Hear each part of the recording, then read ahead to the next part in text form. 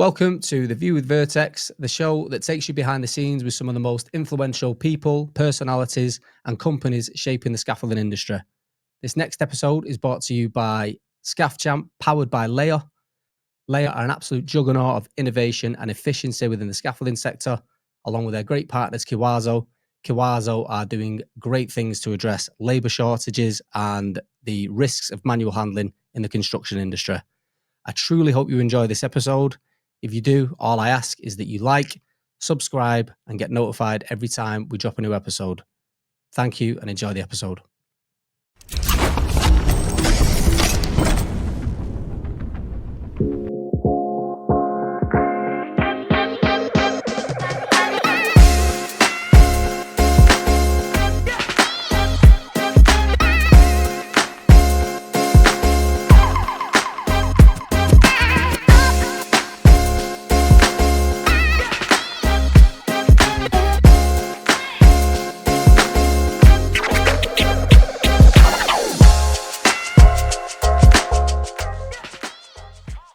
Welcome back to a very special edition of The View with Vertex. We are live here in Vilnius, Lithuania. We're back at Scaffchamp, and sitting next to me is none other than Simon Boys. Simon is the Managing Director of Scaffplan, who are the software partner of Scaffchamp 2024. Welcome. Thank you. It's good to be back. Yeah. To be a part of the event.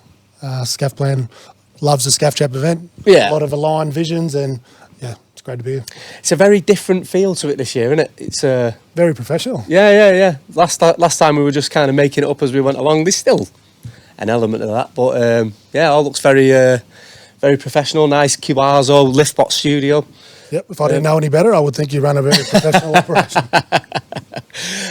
So, just for the people who don't know and perhaps haven't come across Scaffplan yet, although if you're in the scaffolding industry, I find that hard to believe.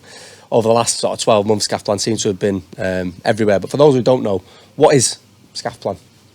Scaffplan is essentially a company where we provide software solutions for temporary works, mainly scaffolding. So everything from concept design for the salespeople right through to detailed design, engineering sign-off, that whole entire workflow. So It's just interesting when you hear software. And a lot of people, associate maybe software. We were speaking before, weren't we, about software. Maybe you've got this idea of like tech nerds and, someone who's been in coding and stuff like that their entire life. How does a scaffolder get into software? Yeah, interesting question. Some people say, so you run a software company.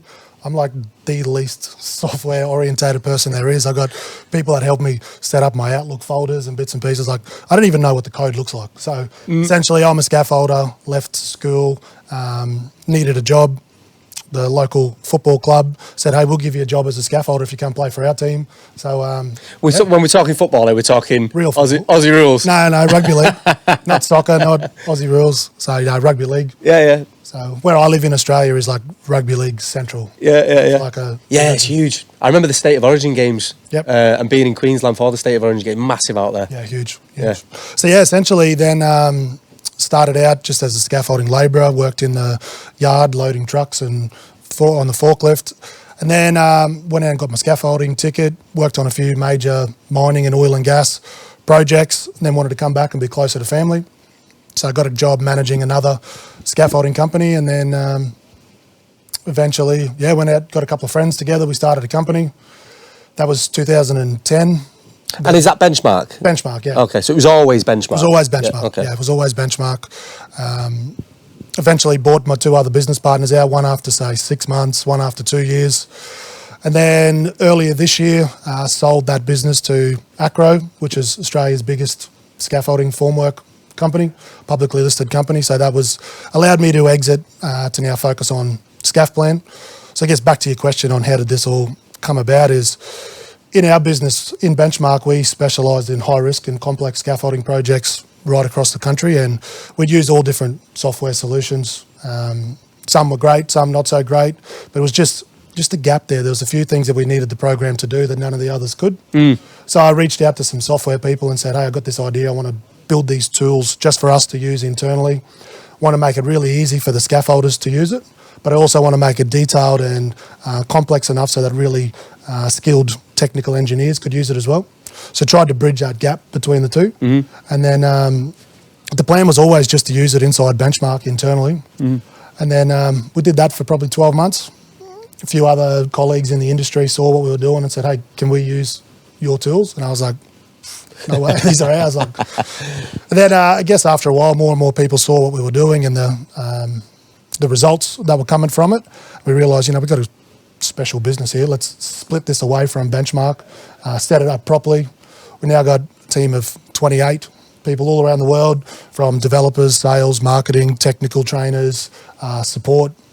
So now we've got a full suite of products under development, everything from when the lead first comes in through to when the job's invoiced, and then you can track all your numbers. So right now, most people only see the design aspect. The design aspect of it. I was going to say, there are, and have been for years, certain pieces of software out there, and I've used them, and have some good, some bad. And I think what you mentioned there about bridging the gap, there were so many that I thought, well, I've got that, and then I need this to go with that, and I need something else to go along with that. So have everything under one roof. One roof, yeah. Is a real advantage. And we were speaking earlier as well about having a lot of people speak in business about having first mover advantage. If there isn't any scaffolding software out there, being the first to make scaffolding software puts you at that first mover advantage. But I think what you guys seem to have leveraged really well is like not last mover, but almost. And I guess timing's everything in business. Like software as a service now is such a massive, industry. So that the timing of that seems to have played really well into Scaffplan's hands. Yeah. But then just being able to, like, as you say, bridge those gaps, do the things that the others perhaps weren't doing. Yeah, and I think what makes us different is we're not software developers. So I come from industry background. I know what the challenges are the scaffolding companies are facing, and how we can leverage software to solve those issues. So that's the angle that we've come from, is we know it because we do it. And you can go and buy other design solutions, CRMs, ERPs, any different solution that's out there. And the difference is you buy it off the shelf and then you're left to your own devices. Whereas we've put a real big focus on the training, the support, and really being able to help the customers because we've been in their shoes and we understand it. Yeah, we had one software partner when I had the scaffolding company, and we used a great piece of kit. And I'd say the main selling point with that versus some of the other suites of software out there was the fact that they do give you training, but it was all very one-to-one. We had to get the guy, the owner, to come and show us how to use it, which was great, but it's not free. Yep. And really what you need is ongoing support, having online resources that you can just watch a video and kind of suss out the questions that you need answering. Yep. So that support side of things, again, it's that last mover advantage. You can see what the others are doing, what they're not doing so well. And yeah, well, even with when it comes to software, right, you can go and buy a piece of software, you can get trained, you can get really well skilled in how to use it. But the problem is, especially in our industry, there's no university degree or no course that you can go to learn to become a temporary works designer. So you've got to start as a civil engineer or a structural engineer and go through it, and it's all relevant. All of the same principles apply, but there's nothing that's specific for temporary works, scaffolding, formwork, shoring, propping, all of that sort of industry. So we've put a lot of focus, and we've actually built a really robust course on how to become a temporary works designer.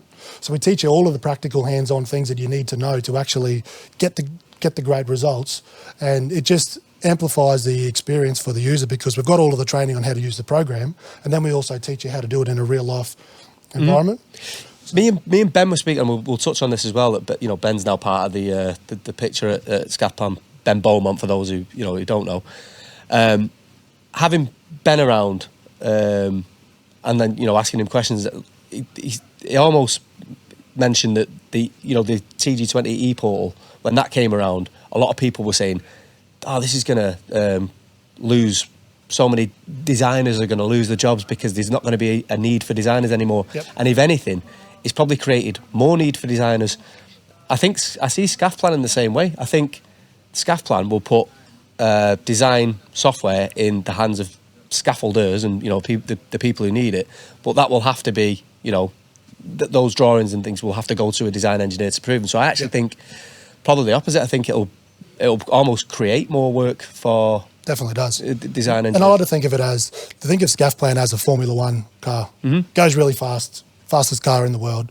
But if you don't put a Formula One driver in it, you don't get the maximum value out of it. So that's where the training piece is key. Is we need to turn regular drivers who drive in the street into Formula One drivers, so they can get maximum value from it. And we do get a lot of questions from people saying, you know, why would we buy this? It's going to eliminate the need for engineers. It's a really fine line, because although we've got a lot of automated engineering tools, we don't want to put the tools in the hands of people who think that they're an engineer, and we don't want to give them enough information that they don't need to work with specialist engineers. Yeah, because we'd never want to get into a position where a scaffolder then goes through, does some automated engineering, they think it's okay, go and build it, and then there's an incident or an accident, someone gets hurt. Yeah. Whereas we need to put a really big focus on Scaffplan doesn't eliminate the need for the engineer. Yeah. It just presents the data in a way that the engineer can do their job a lot quicker and a lot easier. So if you look at it from an engineering consulting firm, they can actually do more work with the current workload, with the current people that they have, and be able to churn out work faster, because the data is presented in a way that makes it really quick and easy to interpret. Yeah, it's essentially, it's just their job now. Instead of building the model up to, you know, and all the calculus that go along with it, it's just taking this representation and saying, does that work? Yep. And then the engineer's job is to go, yep, that works. We can prove it by calculation that it does work. Yep. And on you go. Yeah, we've got some really cool collaboration tools as well, which means you can share live models between multiple different people, and you can even have 2 or 3 people working on the model together. And so it really bridges the gap between the scaffold designer, the consulting engineer, and the guys on site that can all work live in the model at the same time. So if the guys are out on site, and we all know every scaffolder spends their lunch breaks on Facebook or TikTok or whatever else it is these days, so to be able to have that 3D model on their phone, and if there's an issue, or you know, someone might have dug a trench, or there might be an obstacle in the way, they can just mark that up with their finger, send it back to the office, they can redraw it. It's a collaborative approach that everyone can be on the same page at the same time. But then also with the scaffolding companies, their client, they can then go out with an iPad or a tablet, and they can look in real world what the scaffolding should be. So that way that puts the power back into the hands of the scaffolding company's client, so they can quickly and easily see if the scaffold company... Yeah, you've told us this was going to be here. Why is it not here? It's there in front of us on the drawing. Speaking of drawings, this year's Scaffchamp drawing, that's now a Scaffplan model, right? It is, yeah. How did that come about? Yeah, just been working with the team here at Scaffchamps for a couple of years, and like I said earlier, we've got some really strong vision and ethics alignment. So they said, you know, how can we integrate Scaffplan into the Scaffchamp event? Conversations come through, and then now everybody on the live stream in the crowd, everybody be able to scan the QR code, be able to see the 3D model on their own phone, so they can be an armchair critic, and if they think that the scaffolders are not doing something right, they'll be able to check it. And they can be their own referees. Yeah, it's amazing piece of kit. So to have that in your hand, just at the scan of a QR code. Yeah, zoom in, pan around, be able to see everything. Because it's a really collaborative environment here now, so everybody can feel like they're a part of it, whether they have a tool belt on or not. Yeah. I'm looking forward to it. Just finally, before we sort of sign off, anything that you want to sort of share with people about how to get hold of you, Ben, Scaffplan? Yeah, well, we're available. We don't do any real marketing other than on LinkedIn and Facebook. So if anyone wants to reach out, send a message, like, follow, share, engage. Love having conversations with like-minded people, whether it's you agree, disagree, have ideas, comments, more than happy to have a conversation. Yeah. Well, we'll let you get on and enjoy the event. Thanks very much for your time once again. And hopefully next time we'll do one in the UK. You're one of a few guests that have done the double. I think we've maybe got one that's done 3. So you need to get on and get your match ball, get the 3rd one done. Need the trifecta. Do I get a trophy or something? Oh, definitely.